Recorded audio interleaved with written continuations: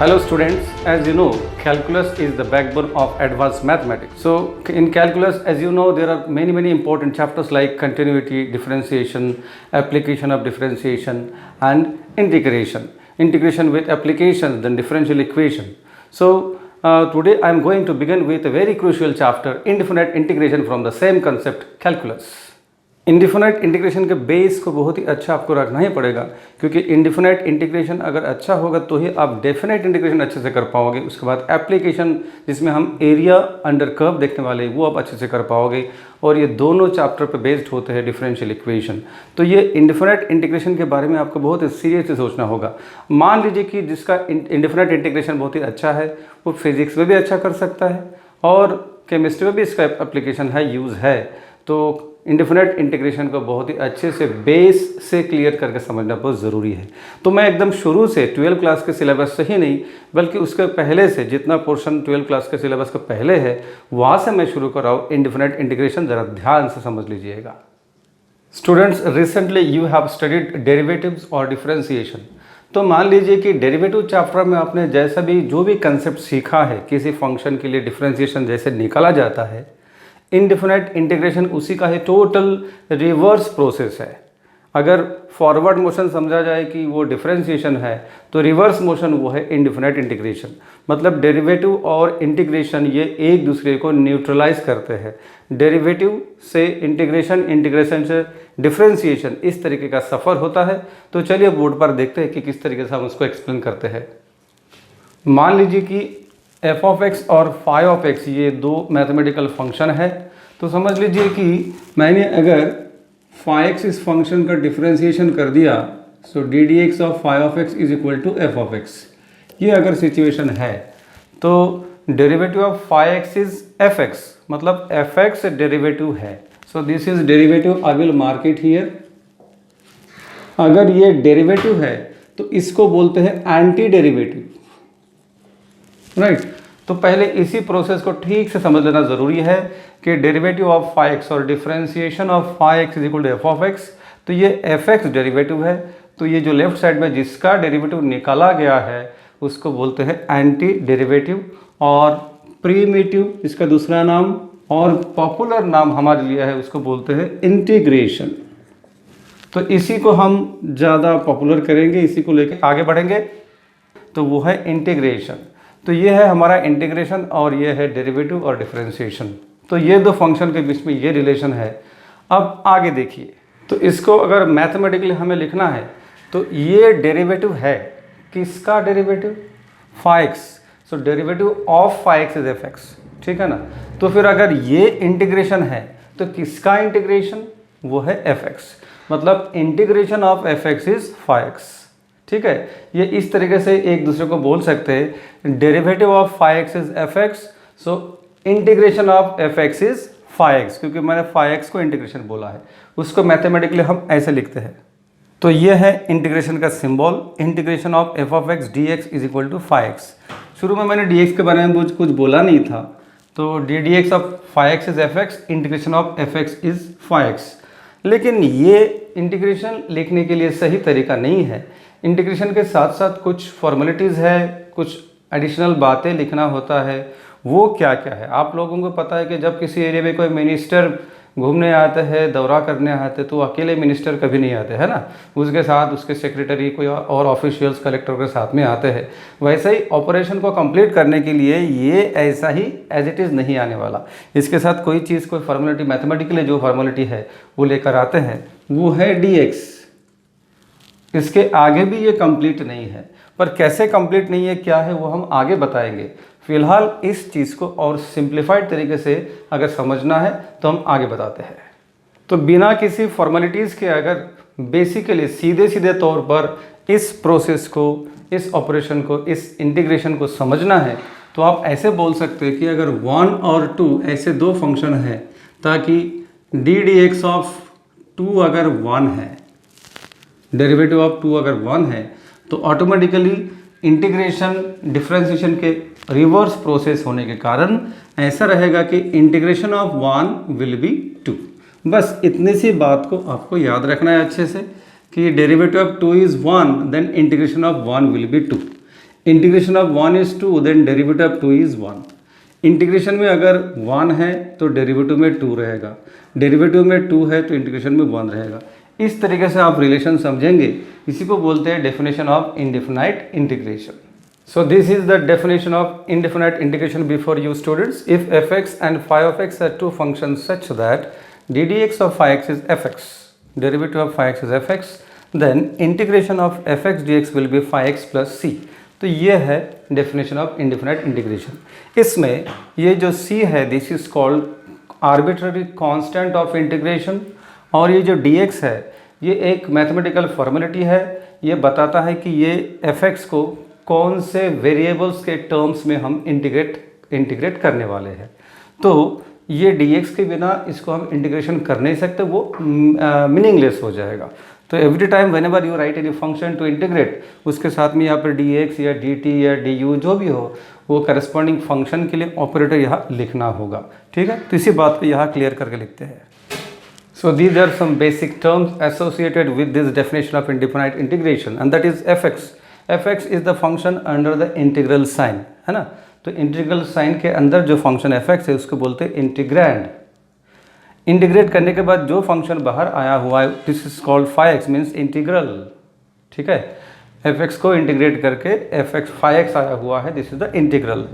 c जो है plus c, this is arbitrary constant of integration. ये function to function, situation to situation अलग अलग आएगा। Throughout the indefinite integration chapter हम उसको सिर्फ c प्लस c करके लिखते हैं, यहाँ कोई वैल्यू असाइन किया हुआ नहीं रहता है जनरली। एंड देन dx, ये जो dx है एलिमेंट ऑफ इंटीग्रेशन। जैसे कि मैंने पहले बताया था कि हर एक इंटीग्रेशन सिंबल के साथ ये ज़रूर रहेगा, ये नहीं रहेगा तो इस इंटीग्रेशन सिंबल को कोई मीनिंग नहीं रह जाएगा। So this is called element of integration. It determines the variable with respect to which we have to integrate. ठीक है, कौन से वेरिएबल के टर्म्स में हम गिवन फंक्शन को इंटीग्रेट करने वाले हैं ये बताता है dx। तो ये भी बहुत ज़रूरी है। तो इस तरीके से धीरे धीरे सारे टर्म्स को समझ लेना चाहिए। प्रॉब्लम में ही तुरंत जाने की जल्दबाजी नहीं होनी चाहिए, बेसिक से धीरे धीरे करते जाएंगे तो चैप्टर में पकड़ बड़ी मजबूत बनेगी और आगे हम डिफ़िकल्ट क्वेश्चन भी आसानी से कर पाएंगे। इंटीग्रेशन को और प्रॉपरली जानने के लिए कुछ एडिशनल बातें मैं नोट में मेंशन करने वाला हूँ। तो पहला पॉइंट कौन सा है, देखिए, this is the first point, integration is the reverse process of differentiation. शुरू में मैंने एक्सप्लेन किया था, इसके बारे में ज़्यादा और कुछ बोलने की फिलहाल ज़रूरत नहीं है। अब चलते हैं दूसरे पॉइंट पे। This is the second point, the process of finding integral of A given function is called integration. Integral find करने के प्रोसेस को बोलते हैं इंटीग्रेशन। तीसरा पॉइंट देखते हैं। तीसरा पॉइंट है ये, derivative of a function is unique, यानी कि किसी भी फंक्शन के हम डिफरेंशिएशन करते हैं तो एक मात्र रहता है। Derivative of sine x is cos x, दूसरा कुछ नहीं। लेकिन किसी फंक्शन की जो इंटीग्रेशन है वो इन्फिनाइट होता है। A function can have infinitely many integrals. तो फिर वो इंटीग्रल्स में फ़र्क क्या होगा, तो they differ by arbitrary constants. ठीक है, यानी कि किसी एक फंक्शन की इंटीग्रेशन ये भी हो सकता है, उसके मिलता जुलता दूसरा भी रह सकता है, तीसरा भी रह सकता है, ऐसे इन्फिनिट रह सकता है। लेकिन सब में मेन फैक्टर तो सेम रहता है, डिफरेंट रहता है सिर्फ उसके arbitrary constants. So that is what is mentioned here, a function can have infinitely many integrals but they differ by arbitrary constants. बहुत ही इंपॉर्टेंट है, इसको भी समझना बहुत ज़रूरी है। अब इसके बाद हम बहुत ही बेसिक इंटीग्रल से शुरुआत करते हैं। अब हम शुरू में ये देखने वाले हैं कि इंडेफिनाइट इंटीग्रेशन के जो स्टैंडर्ड और बेसिक फार्मूले वो बने कैसे, कहाँ से डिराइव किए गए हैं। तो मान लीजिए हमने साइन एक्स और कॉस एक्स ये दो फंक्शन को चूज़ करते हैं। तो सबसे पहले मैं लिखूँगा कि derivative of sine x, d d x of sine x as you know is equal to cos x. ठीक है, derivative of one function is 2। तो by the definition of indefinite integration हम ये लिख सकते हैं कि integration of cos x dx will be sin x plus c। ठीक है, तो ये जो डेरिवेटिव ऑफ साइन अगर कॉस है तो इंटीग्रेशन कॉस रहेगा sin x प्लस c। इसी तरीके से हम दूसरा कोई फंक्शन चूज़ करते हैं कि डेरिवेटिव ऑफ, अगर x टू द पावर मैं 3 चूज़ करता हूँ, so this is 3x square.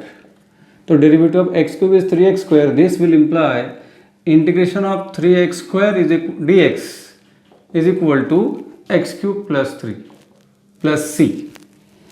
इस तरीके से d d x of tan x is sec square x, तो इसका मतलब integration of sec square x dx will be tan x plus c। इसी तरीके से ही फंक्शन की डिफरेंस यानी इंटीग्रेशन निकाला गया है बेसिकली स्टैंडर्ड फंक्शंस के लिए। सिर्फ उसमें ये ध्यान रखा गया है कि इंटीग्रेशन के अंदर जो फंक्शन दिखे वो स्टैंडर्ड रूप में हो। ये स्टैंडर्ड है, ये स्टैंडर्ड है, लेकिन ये स्टैंडर्ड नहीं है, तो इसके बदले में उन्होंने x to the power n का इंटीग्रेशन निकाल के बताया है इसी तरीके से, लेकिन मेथड वही है। तो ये बेसिक कंसेप्ट पर आधारित, इसी को बोलते हैं डेफिनेशन ऑफ इंडेफिनाइट इंटीग्रेशन। तो ये डेफिनेशन यूज़ करके ही सारे स्टैंडर्ड और बेसिक इंडेफिनाइट इंटीग्रेशन के फॉर्मूले डिराइव किए गए हैं, और फिर आगे छोटे छोटे प्रॉब्लम से लेकर बड़े प्रॉब्लम तक वही डायरेक्टली यूज़ किया जाता है। तो अब हम आगे ऐसे और प्रॉब्लम्स ना देखते हुए ये सारे बेसिक स्टैंडर्ड फॉर्मूले कैसे निकले वो ना देखते हुए डायरेक्टली अभी हम लिस्ट देखते हैं कि वो कौन से स्टैंडर्ड रिजल्ट्स है। सो दीज आर फंडामेंटल फॉर्मूले on integration. First, integral dx equal to x plus C. ये जो इंटीग्रल dx है ये दरअसल इंटीग्रेशन 1 dx है, ठीक है ना, लेकिन इंटीग्रेशन 1 dx लिखने की प्रथा नहीं है, तो हम उसको डायरेक्टली इंटीग्रल dx लिखते हैं। आगे integral x to the power n dx equal to x to the power n plus 1 upon n plus 1 plus C. Integral 1 by x dx is log of mod x plus C. बहुत ही fast किसी किसी situation में हम यहाँ पर log x plus C भी लिख के आगे चलते हैं, लेकिन मैथमेटिकली करेक्ट, मोस्ट करेक्ट है log of mod x plus C. Integration e to the power x dx equal to e to the power x plus C, इसमें कोई फर्क नहीं है। Integration a to the power x dx, ये exponential function के integrals is a to the power x upon log a plus C. Integral of sine x dx is minus cos x plus C. ये दो page शुरू से ही students को बहुत ही सावधान रहना पड़ेगा, क्योंकि उनको डेरिवेटिव्स की आदत होती है। डेरिवेटिव साइन यानी कि कॉस, उसमें plus sine, and derivative cos is minus sine negative, ये आदत होती है। लेकिन यहाँ पर इंटीग्रेशन में टोटली यानी उल्टा है, साइन एक्स में माइनस है और कॉस एक्स में माइनस नहीं है, तो इसकी आदत डालनी पड़ेगी स्टूडेंट्स को। तो integral sine x d x is minus cos x plus C and integration cos x d x is sine x plus C, ठीक है। तो ये एक सेट है, इसके आगे का आगे देखते हैं हम राइट साइड में। कुछ और result students. 8th, integral sec square x d x is tan x plus C. Integral cosec square x d x is minus cot x plus. Then 10th, integral sec x tan x dx is sec x plus C. Integral cosec x cot x dx is minus cosec x plus C. Integral 1 by root of 1 minus x square d x is sine inverse x plus C. Alternatively इसको हम minus cos inverse x plus C भी लिख सकते हैं, कभी कभार ही काम आता है, जनरली ये इसका इस्तेमाल हम करते नहीं है, मोस्टली पहला सेगमेंट ही हम यूज़ करते हैं। Integral 1 by 1 plus x square d x is tan inverse x plus C और minus cot inverse x plus C. And last one, integral 1 by x root of x square minus 1 d x is sec inverse x plus C और minus cosec inverse x plus C. तो आपको शुरू में मेहनत करना, जो शुरुआत करना है वो इसी लिस्ट में से। आपने अगर डिसाइड किया कि मुझे लाइफ में पढ़ाई लिखाई करके और मैथ्स पढ़ के आगे बढ़ना है, तो ये लिस्ट के साथ आप बिल्कुल भी कंप्रोमाइज़ नहीं करोगे किसी भी कीमत में। कितना भी प्रैक्टिस करना पड़े, कितना भी हार्ड वर्क करना पड़े, ये लिस्ट लर्न होना ही चाहिए, नहीं तो आगे जाना बेमतलब का है। तो डियर स्टूडेंट्स, ये कंप्लीट लिस्ट को एक बार आप अच्छे से देख लीजिए और इसको पॉज करके आप कॉपी में लिखकर बार बार प्रैक्टिस कीजिएगा, क्योंकि इसी पर based as it is list आपको इसके एडवांस फॉर्म में आगे और लर्न करना है। तो आप इसको ठीक से एक बार नोट कर लीजिएगा और लर्न कर लीजिएगा।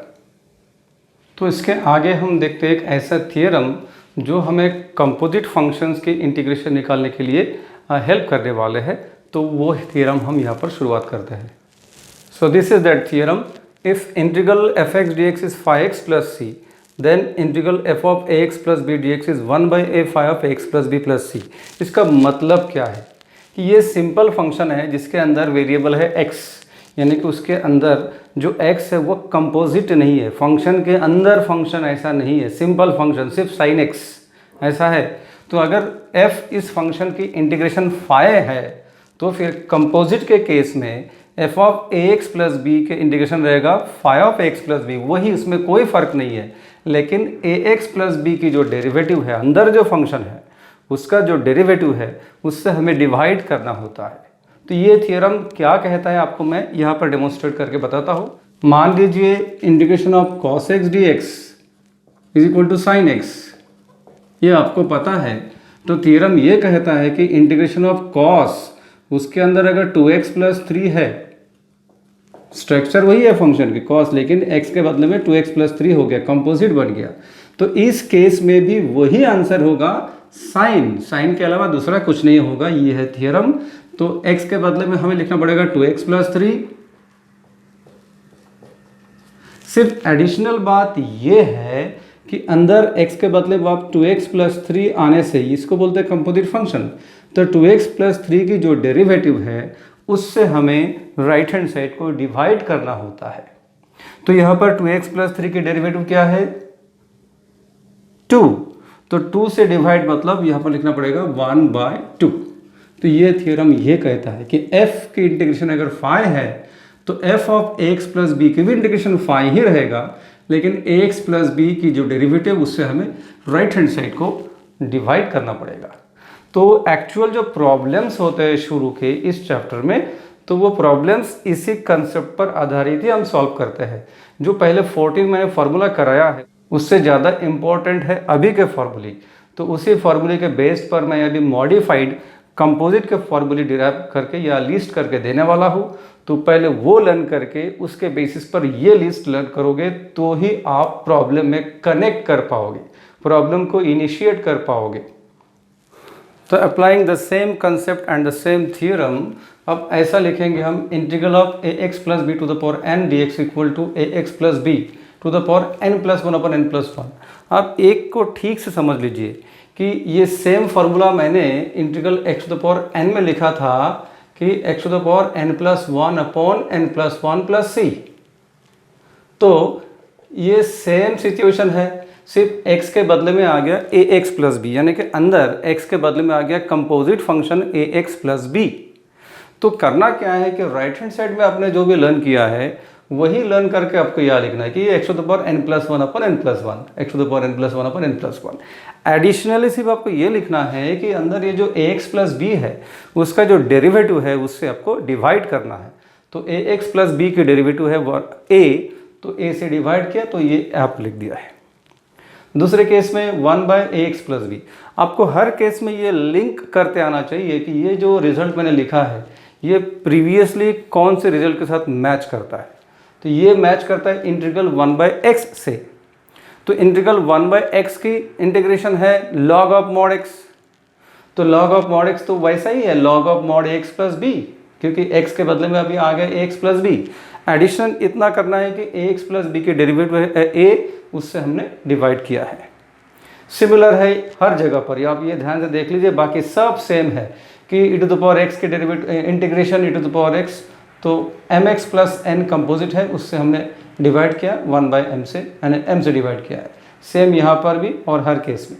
तो ये लिस्ट आपको एक एक करके समझना पड़ेगा और सबसे इम्पोर्टेंट है एक एक करके आपको राइट हैंड साइड खुद को बिना देके लिखते आना चाहिए।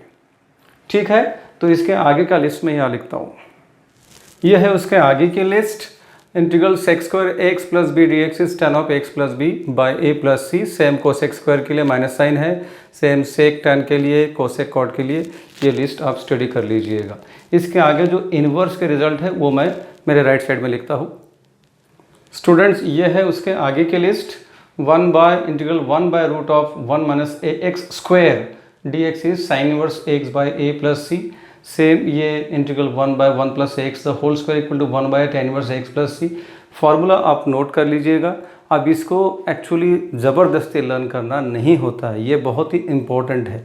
इसके पहले मैंने जो लिस्ट दिया था उसको आप ज़बरदस्ती भी लर्न करेंगे तो भी काम हो जाएगा, लेकिन वो लर्न होने के बाद ये लर्न करते वक्त आपको उसके साथ लिंक करके इसको लर्न करना है, समझते हुए कि मुझे वो पता है।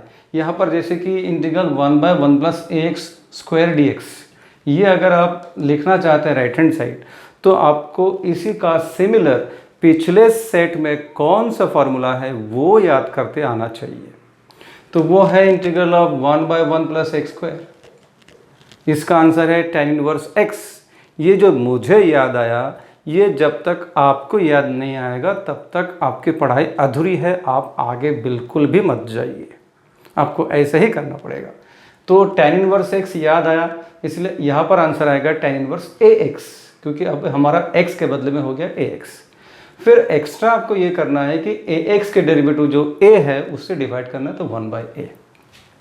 अगर यहाँ पर मैं बताऊँ sec ax plus b into tan ax plus b dx, ये आपको राइट हैंड साइड लिखना है, तो इसको ज़बरदस्ती लर्न नहीं करना है। आपको प्रीवियस सेट को याद करके कि इंटीग्रल सेक इंटू टैन का इंटीग्रेशन क्या है, आंसर क्या है। तो integral sec into tan is sec, तो आपको ये sec a x plus b plus c लिखना है। Then in addition to that a x plus b ये दो जगह पे दिखता है, लेकिन दो जगह पे दिखता है लेकिन फंक्शन हमारा एक ही है ना, यानी एक ही बार आपको डिफरेंशिएट करके डिवाइड करना है। तो ए एक्स प्लस बी के डेरिवेटिव ए है, उससे हमें डिवाइड करना है। सेम ये अगर मैं बताऊँ इंटीग्रल कोसेक स्क्वायर ए एक्स प्लस बी, इसके लिए आप कौन सा फॉर्मूला याद करोगे, वहाँ से उस लिस्ट में से आपको याद करना है इंटीग्रल कोसेक स्क्वायर। तो इंटीग्रल कोसेक स्क्वायर वहाँ पर लिखा था माइनस कॉट, इसलिए यहाँ आंसर आएगा माइनस कॉट, बस इतना ही। कॉट में अंदर क्या लिखना है, वो जो ये है वही लिखना है। एडिशन क्या करना है आपको, सिर्फ एक्स्ट्रा क्या करना है कि ए एक्स प्लस बी की जो भी डेरिवेटिव है उससे इसको डिवाइड करना है, दैट्स ऑल। अब इसी के बेसिस पर आप प्रॉब्लम शुरुआत कर सकते हैं। आपको मैं बार बार हिदायत देता हूँ कि फार्मूले सेट 1 और ये फार्मूले सेट इतना ज़्यादा इम्पोर्टेंट है, ये दोनों इतना यूज टू हो जाना चाहिए, तो ही आप प्रॉब्लम को शुरुआत कर पाएंगे। आप इसके आगे प्रॉब्लम सेट में जाने की जल्दबाजी बिल्कुल भी नहीं करना जब तक ये दो सेट एकदम टिप ऑफ टंग ना हो।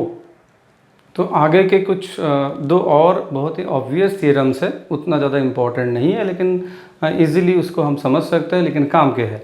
वो ये है कि इंटीग्रेशन के अंदर अगर कांस्टेंट से मल्टीप्लाइड हो कोई function k into F x, तो ये जो कांस्टेंट है ये इसको हम बाहर कर सकते हैं। सेम जैसा आपने लिमिट्स में देखा, सेम जैसा आपने डेरिवेटिव में देखा, उसी तरीके से डेरिवेटिव ऑपरेटर से हम कांस्टेंट बाहर करते थे, वैसे ही इंटीग्रेशन ऑपरेटर से भी हम कांस्टेंट को एज इट इज़ बाहर कर सकते हैं विदाउट एनी मॉडिफिकेशन, यानी कि अंदर से फंक्शन रह जाएगा और इसी का हम इंटीग्रेशन प्रोसेस आगे बाय रूल करते रहेंगे। इस केस में अगर इंटीग्रेशन के अंदर दो या उससे ज़्यादा फंक्शन एडेड या फिर सब्ट्रैक्टेड हो, तो आगे इसी को हम अलग अलग इंटीग्रेशन में स्प्लिट कर सकते हैं। तो ये है integration first function plus minus integration of second function, ये कितने भी रह सकते हैं। दरअसल इंटीग्रेशन को सॉल्व करने की बहुत बड़ी एक इम्पॉर्टेंट हिंट है कि उसको छोटे छोटे टुकड़ों में बांटो। बड़ा एक फंक्शन, कंपोजिट फंक्शन, बहुत एक कॉम्प्लिकेटेड फंक्शन को इंटीग्रेट करना कभी भी कन्वीनियंट नहीं होता। तो जितना भी मैंने अब तक एक्सप्लेन किया उसके बेसिस पर अब हम कुछ बेसिक एग्जांपल शुरू करने जा रहे हैं, जिससे आपके कुछ और आइडियाज़ और अच्छे से क्लियर होंगे।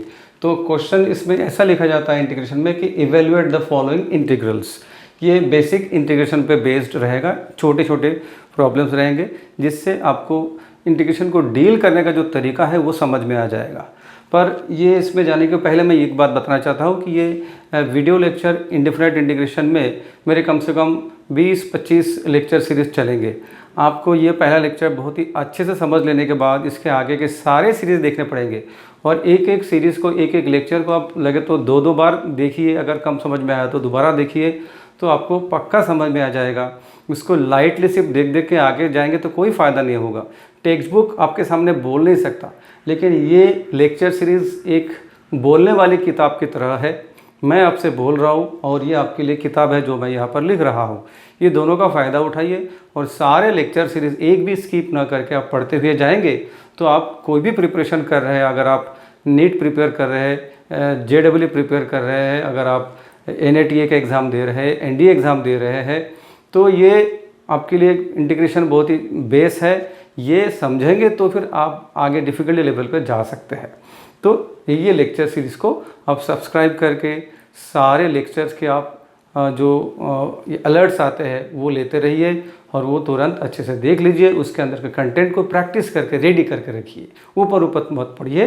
तो अभी हम प्रॉब्लम शुरुआत करते हैं। तो ये है फर्स्ट क्वेश्चन स्टूडेंट्स। तो मैं इस तरीके से आप लोगों को इंटीग्रेशन डील करना, लिखना कैसे, उसके डिसिप्लिन क्या होते हैं वो सिखाने जा रहा हूँ।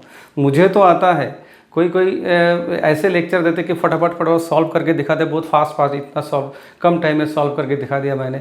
तो टीचर कितना फास्ट सॉल्व कर सकता है वो कोई इम्पोर्टेंस नहीं रखता, वो कोई इम्पोर्टेंट बात है नहीं। आप स्टूडेंट हो, आपको समझ में आना चाहिए, आपको कैसे करना चाहिए, मैं वो सिखाने जा रहा हूँ। तो उस पर माइंड कीजिए और वो सीखने की कोशिश कीजिए। तो शुरुआत में ये इंटीग्रेशन के प्रॉब्लम को हम कैपिटल I से डिनोट करेंगे। I मतलब ये इंटीग्रेशन का प्रॉब्लम। रिपीट करेंगे एक बार, I is equal to x to the power 11 dx। अब सोचते कैसे हैं, मैं आपको ये सोचना सिखाता हूँ, अंदर के बात बता रहा हूँ कि ये एक्स टू द पावर 11 को आपको लिंक करना है पहले सेट या दूसरे सेट के साथ जो आपने लर्न किया है, फॉर्मूले सेट जो 14 या 15 जो आपने 2 बार लर्न किया है। तो आपके दिमाग में आएगा कुछ इस तरीके से है कि integration of x to the power n इसके साथ मिलता जुलता ये दिखेगा। तो यही आपको लिंक करते आना चाहिए, यही सब कुछ है। जिसको ये देख के ये लिंक लगाना आएगा वो सक्सेसफुली प्रॉब्लम आगे कर सकता है। आपको आता है क्या? ये नहीं आता है तो पीछे जाइए, तो पहले उसको कीजिए, उसके बाद आगे का ये पार्ट देखिए, ये मेरा सजेशन है। तो चलिए, तो ये integral x to the power n है एक्चुअली, तो n की वैल्यू क्या है? 11। इसका आंसर क्या था? इसका आंसर था x to the power n+1 upon n+1, है ना। तो ये अगर इसका आंसर है तो यहाँ पर भी वही आंसर रहेगा, मतलब x to the power n+1 11+1 यानी कि 12 upon 12 plus c, that's all. मैं तो ये चीज़ कुछ एक सेकंड में लिख सकता हूँ, लेकिन फ़ायदा क्या है? मैंने फास्ट लिख दिया तो फ़ायदा क्या है? आपको इम्प्रेस करना मुझे नहीं है, आपको सिखाना है। इस कारण से आपको ये प्रोसेस में जाना है कि ये जो है ये कौन से फॉर्मूले के साथ मैच करता है, वो इसके साथ मैच करता है। इसका आंसर क्या है ये आपको लिंक लगाना आया तो बड़ी अच्छी बात, नहीं तो आप दोबारा प्रिपेयर कीजिए। तो ये लिंक लगाया, ये आंसर है, इसको देख देख के आपको ये लिखना है। n+1 11+1, ऊपर जो है नीचे वही रहेगा 12, तो यह 12, ठीक है। एक में कम समझ में आया तो दूसरे में समझ में आएगा, दूसरे में नहीं आया तो तीसरे में आएगा। ऐसे कुछ मेरे तरफ से 10-12 प्रॉब्लम करने के बाद फिर आप इस स्थिति में होंगे कि आपको भी कुछ क्वेश्चन डील करना आएगा। अब ये सेकंड क्वेश्चन में वेरिएबल चेंज है ना, इससे आपको ये भी सीखने को मिल रहा है कि हमेशा x x x x ही दिखेगा, ऐसे ज़रूरी नहीं है। तो this time variable is t, तो यहाँ t है करके यहाँ ऑपरेटर क्या है? dt, है ना। तो इसको शुरुआत करने के लिए मैं दोबारा एक बार I से शुरुआत करूँगा। Is integral t to the power -7/2 dt। ये लिखते लिखते मेरे माइंड में एक प्रोसेस चलता रहेगा, भाई ये कौन से फॉर्मूले के साथ लिंक करना है इसको, ये दोबारा वही फॉर्मूले के साथ, यानी कि integral x to the power n के साथ ही, है ना। सिर्फ हमारे पास अभी t आ गया है। तो formula is the same, x to the power n+1 upon n+1। तो यहाँ आएगा t to the power n+1 upon n+1, ये आंसर। तो ये t टू द पावर ये n+1 तुरंत नहीं आएगा, तो ऐसा आप कर सकते हैं कि ये n+1 है। तो ऐसा है तो फिर ये 1 - 7/2 कर सकते हैं, दैट मीन्स 2 - 7 - 5/2। तो इसका मतलब ये t to the power -5/2 upon -5/2 plus c, right. यही आंसर है। लेकिन इसको अगर आप सजा के ठीक से लिखना चाहे तो ये ऊपर जाएगा 2/5 हो जाएगा एटसेट्रा। इस वक्त हमारे लिए वो इम्पोर्टेंट सजावट इम्पोर्टेंट नहीं है, ये इंटीग्रेशन कैसे सॉल्व करें ये इम्पोर्टेंट है। तो इसका आंसर ऐसा। नेक्स्ट है cube root of x to the power 5। सबसे पहले तो यही टेंशन वाली बात है कि ये फंक्शन है क्या, यही समझता नहीं बहुत लोगों को। तो उसको पहले समझ लेना पड़ेगा इस तरीके से कि cube root of x to the power 5 का मतलब होगा x टू द पावर 5/3। अंदर जो है वो वहीं पे, ये क्यूब रूट जो है वो यहाँ पर लिखना है। सो ये cube root of x to the power 5 simplified form में ये एक्चुअली ऐसा है, ठीक है। तो फिर मैं डायरेक्टली I में वही लिखूंगा, अब ये नहीं लिख के मैं ये लिखूंगा, that is x to the power 5/3 dx। बस, तो ये अगर हमारा इंटीग्रल है तो इसको करने के लिए हमें फिर से एक बार वही फॉर्मूले में जाना पड़ेगा, x to the power n। तो answer is x to the power n+1 upon n+1। As a result answer is x to the power 5/3 plus 1। तो 5 + 3 8/3, 8/3 divided by 8/3 plus c, that's all. इस केस में ये problem ये x to the power n जैसा ही है और अंदर x के बदले में 3x - 1, मतलब ये कंपोजिट वाला दूसरे लिस्ट के हिसाब से करना है हमें इसे। तो I is equal to integral of 3x minus 1 to the power 7/3, मेरे दिमाग में integral ax plus b to the power n ये रहेगा इस बार, ठीक है। So this is 3x minus 1 to the power, यह रहेगा n plus 1 upon n plus 1, क्योंकि उसका answer ax plus b to the power n plus 1 upon n plus 1 divided by a ऐसा होता था। तो 3x minus 1 to the power 7/3 plus 1, ये 7/3 plus 1 rough में करके 7 प्लस 3 10/3 रहेगा। तो 10/3 divided bye 10/3 plus c। Extra क्या 3x माइनस 1 के डेरिवेटिव क्या है ये भूलने से नहीं चलेगा। 3x माइनस 1 के डेरिवेटिव है 3, उससे डिवाइड करेंगे तो यहाँ लिखेंगे इंटू 3, ये 3 कट हो जाएगा तो आंसर आ जाएगा 3x minus 1 to the power 10/3 divided by 10 plus c as the final answer. इस केस में भी आपको सबसे पहले लिंक करना है कि ये जो प्रॉब्लम है ये integral e to the power ax plus b dx इसके जैसा है। तो आंसर में आपको पता है कि सेम रहता है e to the power ax plus b, answer है डिवाइड बाय a। तो यहाँ पर डायरेक्टली पहले मैं इसको रिपीट करता हूँ, और जब मैंने लिंक कर दिया मुझे राइट हैंड साइड पता है करके आंसर वही e to the power minus 5x plus c, लेकिन ये माइनस 5x के डेरिवेटिव क्या है वो है -5। तो -5 से आपको डिवाइड करना है, तो डिवाइड बाय -5 प्लस c ये रहेगा answer. So next is integral 1/7x plus 3। Important क्या है, इसको लिंक करना। कौन से फॉर्मूले के साथ लिंक करोगे, इसको लिंक करेंगे आप इंटीग्रल 1/ax प्लस b के साथ। तो इसका आंसर क्या होता था, log of mod of ax plus b divided by a। So I shall repeat this first 1/7x plus 3 dx। तो direct answer log of mod of 7x plus 3 plus c, लेकिन composite है, x के बदले में 7x plus 3 है, इसलिए 7x plus 3 की derivative है 7 से हमें डिवाइड करना है, तो सिर्फ 1/7 ऐसा लिखना है, that's all. Next question, integral of 3 to the power minus 2x plus 1 किसके साथ लिंक करेंगे इसको लिंक करेंगे आप a to the power mx plus n के साथ, यही इंपॉर्टेंट है। तो इसका answer a to the power mx plus n divided by log a into m। तो वो फार्मूला आपको आता है। I will repeat this first 3 to the power minus 2x plus 1 dx। तो answer will be 3 to the power minus 2x plus 1 divided by log 3 plus c, और additionally क्या करना है, derivative of minus 2x plus 1 is -2। तो -2 से आपको extra divide करना है, तो यहाँ पर -2 देना है, that's all. So this question is integration of cosec square pi x plus 2। Pi constant है, 2 कांस्टेंट है, तो ये भी कंपोजिट है। इसको हम लिंक करेंगे किसके साथ, integration of cosec square ax plus b के साथ। तो integral of cosec square ax plus b का आंसर क्या होता था, minus cot ax plus b divided by a। तो using the same right hand side, initially I will repeat the problem as I is equal to cosec square pi x plus 2 dx.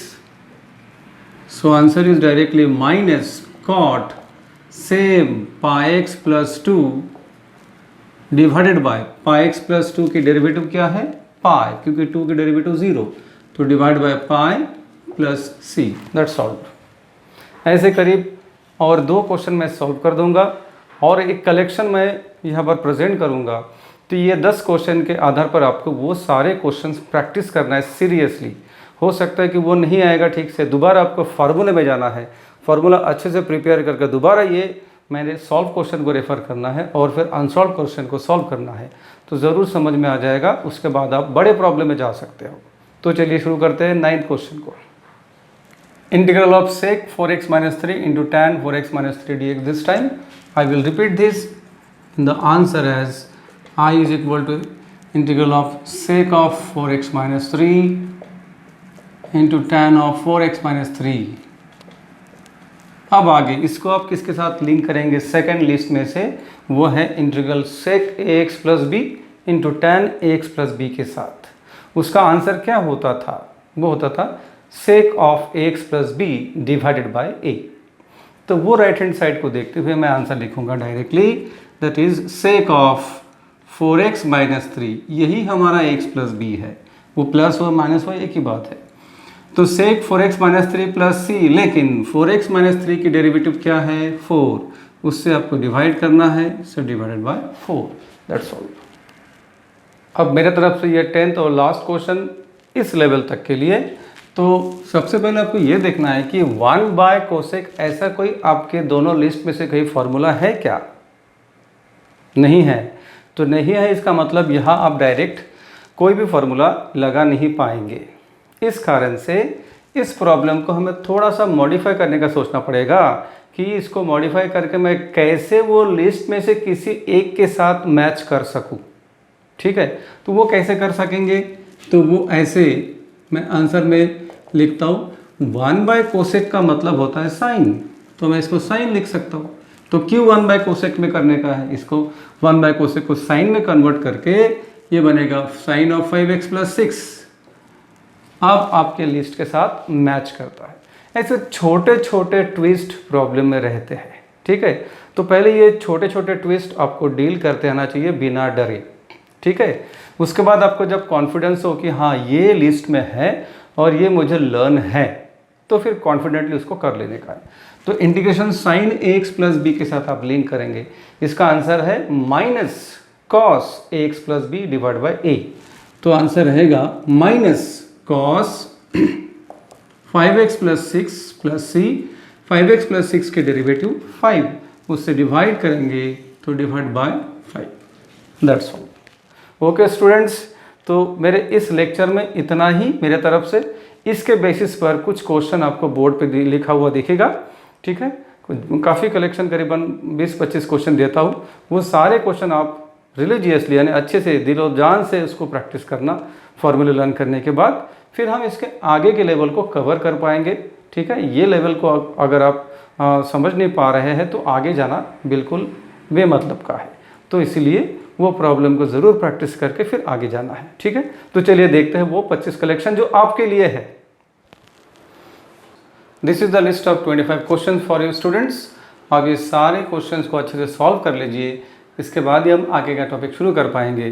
तो all the best, तो मिलते हैं next lecture में। Thank you very much.